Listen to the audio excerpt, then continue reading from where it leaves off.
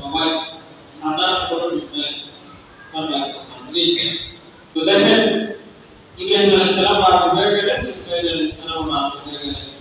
এখন আল্লাহ পাক বলতেছেন যখন তারা তালাম্মা আসলামা আলাইহি দুজনেই রবের কাছে আত্মসমর্পণ করছে, ছুরি চালাইছে, সবাই করছে, আল্লাহ পাক তাকে রোজা দিয়ে ও ইব্রাহিম কোন সত্য রুইয়া কিনা কাদা কিনা ইব্রাহিম তুমি তোমার স্বপ্ন পূরণ করছো, আর এভাবেই আমি সৎ কর্ম শিখতে আমি তাদের প্রতিদান দিই। এটা আল্লাহ পাকের পক্ষ থেকে একটা পরিচিতি।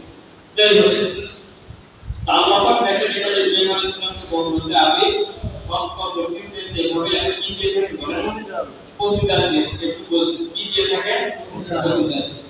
তাহলে যারা কুরবানি করবে তাদের আমল কার সাথে মিশে যাবে বলেন ইব্রাহিম আলাইহিস সালামের আমলের সাথে মিশে যাবে। ইব্রাহিম আলাইহিস সালাম তাকে আল্লাহ পাক সম্মান দিয়েছেন, এই সময় এসে নবী মুহাম্মদী আপনাকে আমাকে আল্লাহ পাক সেই সম্মান দিতে পারেন কি না?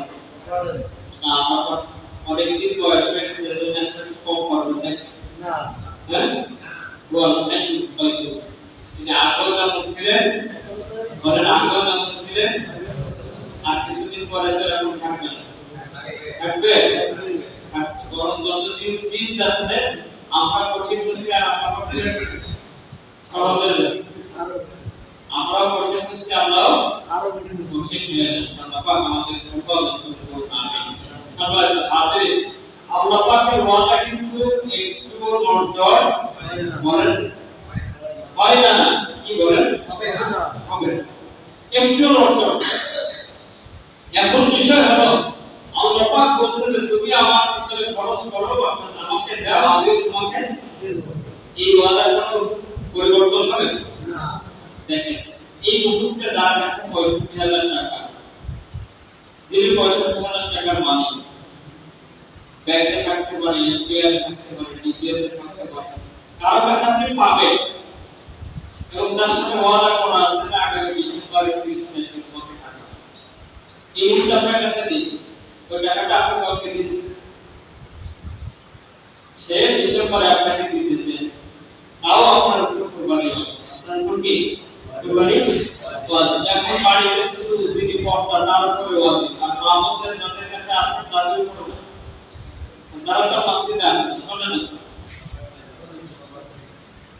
বালেগ পুরুষ এবং সাথী কি বলতে বলেন বালেগ পুরুষ মহিলা এই হোক এবং সাথী বালেগ হতে হবে, সাথী হতে হবে। যদি এই দুইটা গুণ যদি থাকে আকল বা পাগল সুস্থ মস্তিষ্কের মানুষ হবে, এই অধ্যায় যদি কেউ হয় এবং তার কাছে এই মুহূর্তে ৬৫,০০০ টাকা থাকে বা উপস্থিত থাকে অথবা তিনি কারো কাছে পাবেন, এই অবস্থায় তার উপরে কুরবানি ওয়াজিব। এই অবস্থায় কি বলেন তার উপরে কুরবানি সব আছে হাতে। এখন আমরা বলি দর্শক বন্ধু ৬৫,০০০ টাকা এই কয়টা টাকা তো এর থেকে দেওয়া খরচ করি এগোতে একটা ভাগ দিতে গেলে ২২,০০০ টাকা লাগবে, ২৫,০০০ টাকা লাগবে, তো এই সম্ভব? এই কি বলেন ভাই? আমি যদি একটু চিন্তা করি যে আজ থেকে ৩ মাস আগেও এই কয়টা টাকার মালিক আমি বলেন আমি ছিলাম না, এই টাকার মালিক আমাকে কে বলেন? আমি নিজেই বুঝতে বলেন বলা যাবে না, আমি নিজে কষ্ট করে বলা যাবে না, কে বানাইছে আমাকে এই টাকার মালিক? যে মালিক আজকে ৬৫,০০০ টাকার মালিক বানাতে পারছে, ওই মালিক অদূর ভবিষ্যৎ আমাকে ৬৫,০০,০০০ টাকার মালিক বানাতে পারে কি পারে? এটা কি মুখে না অন্তরে? যদি তাই হয় তাহলে আমি আপনাকে দাওয়াত দেব, পাশে যে ভাগিত দাওয়াত দেব, আপনার মেয়েকে দাওয়াত দেবেন, আপনার স্ত্রীকে দাওয়াত দেবেন, আপনার পুত্র বধূকে দাওয়াত দেবেন, ছেলেকে দাওয়াত দেবেন। যদি তুমি এতটুকু সম্পদের মালিক হও, তোমার আশা করতে পারি কি বলেন আশা আমরা কুরবানি করি সবাই হাজির। এখন বিষয়টা হলো আমি বারবার বলি গরু দিয়ে কুরবানি করা সুন্নাত না, গরু দিয়ে কুরবানি করা কি বলেন সুন্নাত না, সুন্নাত হলো সাবেক। সুন্নাত কি বলেন? সুন্নাত কি? এজন্য দেখেন পাঁচই রাষ্ট্র নবী আলাইহিস সালাম এদের দুইটা ছাগল জবাই করতে কয়টা? আপনার আইয়া আপনাদের ইলা নবী দুইটা ছাগল জবাই করতে ভালো করে বলেন কয়টা ছাগল? দুইটা। একটা ছাগল হচ্ছে নবীর নিজের পক্ষ থেকে এবং পরিবারের সবার পক্ষ থেকে একটা ছাগল সবার কুরবানি লাগে সবাইকে সব পৌঁছানোর জন্য একটা ছাগল কুরবানি করে আর একটা ছাগল কুরবানি করতে আলে বড় উম্মাহ অর্থাৎ ভবিষ্যৎ আল্লাহ পবিত্র যারা কালেমা লা ইলাহা ইল্লাল্লাহ বলে ঈমান গ্রহণ করবে আজকে যারা মসজিদে আসছি আমাদের বাপ দাদা যারা আসছিলেন আগামী প্রজন্ম যারা ঈমান নিয়ে বেঁচে থাকবে তাদের সবার পক্ষ থেকে বিদায় সুবহানাল্লাহ আল্লাহ এই কুরবানির সব আমার উম্মতকে যারা কালেমা সাক্ষী দেবে লা ইলাহা ইল্লাল্লাহ তাদের সবাইকে পেয়ে সব পাবে এই জায়গায় একজন একটু দাঁড়ায় বলেন তো আমার একটা ছেলে আছে কত ভবিষ্যৎ তার ঘরে আমার তুমি হবে তার জন্য আমি একটা রিকোয়েস্ট করছি বলেন তো দাঁড়ায় পাওয়া যাবে যদি কোনো ব্যাংকে যান আপনাকে দাওয়াত দেন আপনার একটা ছেলে আছে কিন্তু তোমার তো বিয়ে করানো সুতা মতে তার একটা রিকোয়েস্ট করে বলেন তো কি বলবে কারে পারবে আমরা তো পাগল শুধু দেখি একটা সময় রাস্তায় পাগল করে কোন কি করতে বলেন এটা বলেন না কি করছেন ওই লোককে ম্যানেজার তাতে কম কিছু করবে আপনি একটু চিন্তা করেন না অথচ আপনাকে আমাকে সব পৌঁছানোর জন্য 1450 বছর আগে আমরা কুরবানি করে গেছিলাম যারাই গেলে আমার পরিবার আল্লাহ তাদেরকে সব চিন্তা করেন তাহলে কুরবানি করতে চান অথচ আমি কয়টা টাকা হয়তো একটু খরচ হবে এই জন্য এই টাকাগুলো গুছায় নির্জা শুধু মুড়ানোর জন্য আপনি আমি মুড়ালে আল্লাহ রাব্বুল আলামিন ওই যুক্তি গুলি তোমার কাছে দিনা বয় নামক ওজন নামাজ ওজন শাস্তি ওই ব্যক্তির জন্য যে মানুষের সামনে মানুষকে কষ্ট দেওয়ার জন্য কষ্ট দেয় কথা বলে এবং কাউকে কষ্ট বোঝানোর জন্য তার পিছনে সমালোচনা আল্লাহ জামা আমারা ওয়া আকালা এবং সম্পদ উপার্জন করে জমায় শুরু করতে থাকে আমি এত টাকার মালিক আমি এত টাকার মালিক ইয়াহসাবু আন্না মালাহু আখলাদা ভালো করে বলেন সে চিন্তা করে আমার এই সম্পদ সারা জীবন বলেন সারা জীবন থাকবে পৃথিবীর ইতিহাসে এমন কোনো নজির নেই এমন কোনো দলিল নেই যে কারো কাছে 100 বছরের একটা জমিন পড়ে আছে 100 বছর পার হওয়ার আগে দলিল হ্যান্ডওভার করে দলিল উঠাবে আর বলেনটা কি হবে হ্যান্ডওভার হয়ে যাবে সেটা হবে যে কি আছে না যে রিসিভ করে কি যেন বলেন আল্লাহ কেবল আল্লাহ তারা আপনার আমার দলিল কত দিনের জন্য লোক কই থেকে 100 বছরের জন্য দিতে পারে যদি দিতে পারবে না এবার আমাদের খবরে সরকারি জমি সেটা ডিসিআর থেকে মন্ত্রণালয় সেখানে গ্রহণ করে না এই ডিসিআর কে তার কাছে 100 বছর থাকে থাকে না আমার কাছে যে জমি আছে কারো কাছে বেশি থাকতে পারে 60 থেকে 66 বছরের ভিতরে সেটা হ্যান্ড ওভার হবে 60 থেকে 66 বছরের ভিতরে হ্যান্ড ওভার হয়ে যায় সম্মানিত হাজির আল্লাহ পাক আমাকে বলছেন ইয়াহসাবু আন্না মালাহু আখলাদা সে চিন্তা করে যে এই সম্পদ তার কাছে সারা জীবন থাকবে না কাল্লা লা ইউবাদাত ফি উসমান আল্লাহ বলছেন না কখনো না সম্ভব না সূরা শেষ করে আল্লাহ পাক আরো কথা বলেছেন সম্মানিত হাজির এজন্য আমি দাওয়াত দেব যদি আপনার কাছে 65 থেকে 70 হাজার টাকা থাকে আপনি 8,000 10,000 টাকার ভিতরে একটা ছাগল কিনেন ফাঁসি কিনতে হবে এটাও সত্য আল্লাহ নবী ফাঁসি দিতেন আপনি পারতেছেন না আপনি আপনার ওয়াজিবটা আদায় করার জন্য আপনি একটা মাছ ছাগল কিনেন তো ছাগল দেখুন কুরবানি না আমি সুনিশ্চিত কারণ এই কথা আল্লাহ পাক বলেন কোন নিশ্চয়তা ছাড়াই করতে পারি এটা নিশ্চিত কি বলেন নিশ্চয়তা ছাড়াই বলা যাবে এটা নিশ্চিত যে আল্লাহ পাক বলতে তুমি আমার জন্য করো আমি তোমার তাহলে আপনি যদি 10,000 খরচ করেন আগামী বছর আসার আগেই আপনার এই 10,000 আল্লাহ আপনার হাত দিয়েই করাবে।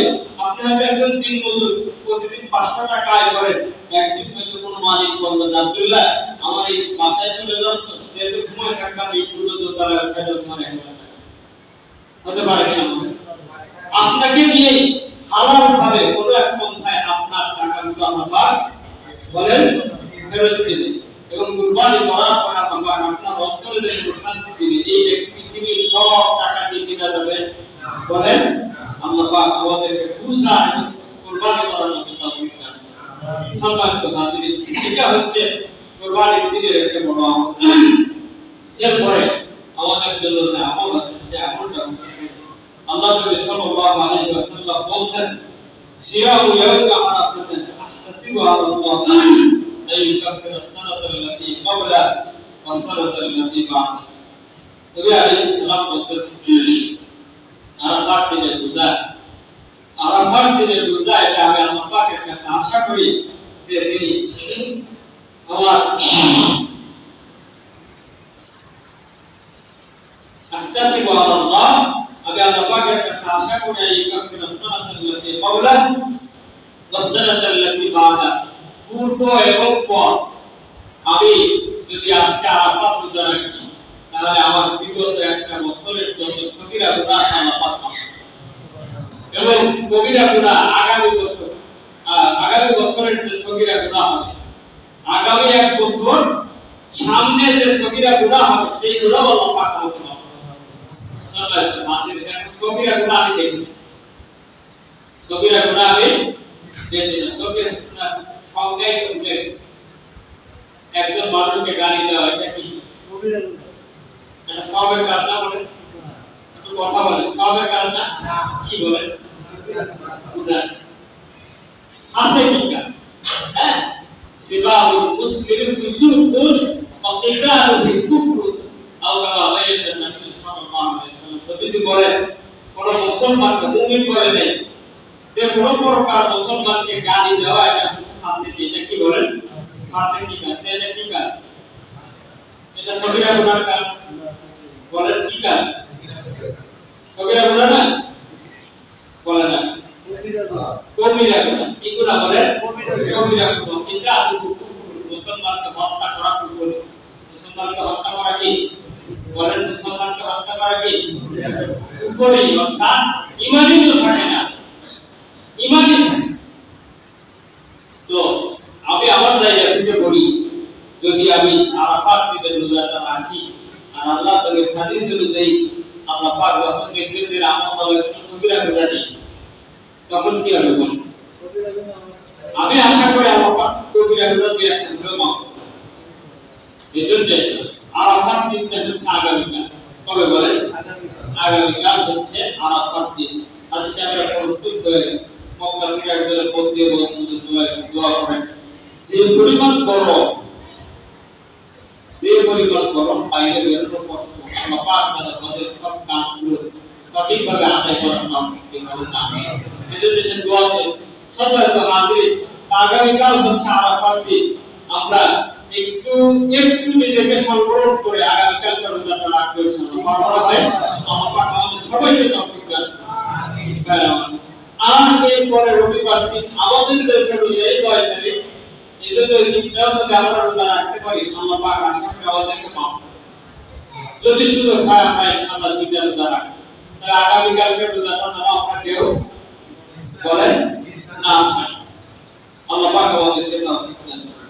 পরের একটা আমল সেটা হলো হাদিস অনুযায়ী আরাফাত দিন ফজর থেকে নিয়ে আইয়ামে তাশরীকের যে বাকি 9টা দিন পরবর্তী 13 তারিখ পর্যন্ত 10 তারিখ কুরবানি 11 12 13 তারিখ আসর পর্যন্ত 5 ওয়াক্ত ফরজ নামাজের পরে পুরুষরা ধরে মহিলারা আসছে একবার করে তাকবীর তাশরীক পাঠ করা এটা ওয়াজিব। আল্লাহু আকবার আল্লাহু আকবার লা ইলাহা ইল্লাল্লাহ আল্লাহু আকবার আল্লাহু আকবার। এটা পড়া তিনবার পড়া মুস্তাহাব, তিনবার পড়া কি একবার পড়া ওয়াজিব, একবার পড়া ওয়াজিব। ইমাম সাহেব ভুলে গেলেন মুসল্লিরা পড়ে ছেলেরাও কি করবে? সম্মানিত হাজির, আমি সাথে সাথে আপনাকে একটা দাওয়াত করি, এত দূরে পড়ার দরকার নেই, কোনো ভাই যদি নামাজে মাসরুফ হয়ে যায়, দুই এক টাকা হেল্প করে, তাহলে তার মানে কি না হয়? নামাজ কষ্ট না হয়, নামাজে কি না হয়? কষ্ট না হয়। সম্মানিত হাজির, দেখেন মসজিদের 24টা আদব আছে, কয়টা আদব বলেন? বলেন না, কয়টা আদব? 24টা। একটা আদব হচ্ছে, দেখেন মসজিদের ভিতরে তুমি জোরে কোরআন তেলাওয়াত করা যাবে না, কারণ পাশে হয়তো কেউ নকল নামাজে দাঁড়ানো, কারণ আমার তেলাওয়াতের সাথে তার তেলাওয়াত সাংঘর্ষিক হবে, যখন আমি কার ক্ষতি করলাম? একজন নামাজির ক্ষতি করলাম। কার ক্ষতি বলেন? বলেন না, কার ক্ষতি? একজন নামাজির ক্ষতি করলাম। আমি যদি একটু জোরে কথা বলি, একজন নামাজির কানে গেলে তার তো কোনো ক্ষতি হয় না, হয় ভাই? হয়। আচ্ছা, আমার ভাই না বুঝলাম, আপনারা বলেন, আপনারা কেউ নামাজে দাঁড়াচ্ছেন, পাশে আমি বলছেন, আমি কথা বলছেন, আপনার তো কোনো ক্ষতি হবে না? হবে? একটু বুঝলেন? বুঝলেন তো? সম্মানিত হাজির, যদি তাই হয়, আমি আমার ভাইদেরকে কঠোর করে অনুরোধ করবো, ভাই আপনার সাথে আমার কোনো বিদ্বেষ নেই। আপনি বিশ্বাস করেন, আমি নামাজে যখন তাশাহুদ করি, ওয়া আলা ইবাদিল্লাহি সালিহিন, তো আপনি একজন নামাজি হিসাবে আমার এই দোয়াটা আপনার জন্য। তবে আপনি যখন তাশাহুদ করেন, ওয়া আলা ইবাদিল্লাহি সালিহিন, আমি একজন নামাজি হিসাবে আপনার ওই দোয়াটা আমার জন্য আছে, আপনার সাথে আমার কোনো শত্রুতা আছে? আপনি যদি একটা ভুল করেন, আমি যদি বলে দিই, হ্যাঁ আমি একটা শত্রু না বলবো, যারা তাবলীগে যান, আমি আপনাকে কঠোর করে অনুরোধ করব, নামাজ শেষে আপনারা দাঁড়িয়ে বলেন সুন্নাত হবে বা দোয়া হবে, তালিম হবে, এইভাবে সেইভাবে, ওই কথা আপনি নামাজের আগে বলে দেন, নামাজের আগে বলে দেন, ভাই যারা আছে এই আমল হবে, যারা করে এখানে সালাম ফেরানোর পরে আপনি আগে যখন বলি, তখন যে ভাই মাসরুফ হয়েছে তার নামাজে কি হয় বলেন তো? ভালো লাগে না? ক্ষতি হয়? আল্লাহ পাক অন্তত নামাজি ব্যক্তির ক্ষতি করা থেকে আমাদেরকে হেফাজত করুন, আমিন। কেন জানেন? আল্লাহ পাক বলছে, ইন্নাস সালাতা তানহা আনিল ফাহশাই ওয়াল মুনকার ওয়া লাযিকরুল্লাহি আকবার। সবথেকে বড় জিকির হচ্ছে নামাজ। কি বলেন? সবথেকে বড় জিকির হচ্ছে নামাজ। আল্লাহ পাক এই ক্ষতি করার থেকে আমাদের হেফাজত করুন, আমিন। সম্মানিত হাজির, আমরা যারা পারি আগামীকাল ফজর থেকে তাকবীর পড়ব, কিন্তু আমাদের দেশ অনুযায়ী রবিবার ফজর থেকে নিয়ে 13 তারিখ সোমবার 10 তারিখ, মঙ্গলবার, বুধবার, বৃহস্পতিবার আসর পর্যন্ত তাকবীরে তাশরীফ, নামাজের পরে আল্লাহু আকবার, আল্লাহু আকবার, লা ইলাহা ইল্লাল্লাহ, আল্লাহু আকবার, আল্লাহু আকবার, ওয়ালিল্লাহিল হামদ। এইটা বলার তৌফিক দান করুন, আমাদের সকলকে আল্লাহ পাক কুরবানি করার তৌফিক দান করুন, আগামীকালকে রোজা এবং রবিবারের রোজা রাখার তৌফিক দান করুন, আমিন। সাথে সাথে আপনাদের জন্য দাওয়াত, আমরা সব সময় চেষ্টা করে থাকি আমাদের মসজিদে ঈদের নামাজটা একটু আগে ভাগে পড়া। যারা আছেন আপনাদের হয়তো অনেকে